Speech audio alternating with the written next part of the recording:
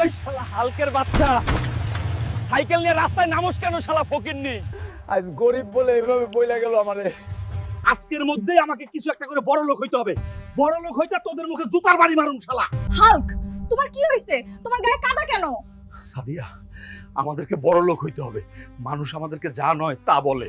সাদিয়া, যাও আমার ব্যাগ গুছাও।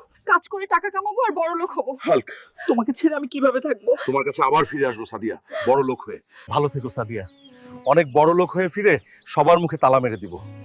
আল্লাহ, আমার হালকের মনের আশা পূরণ করো। বড় লোক হইয়া সবার প্রথমে রোলস রয়েস গাড়ি কিনুম।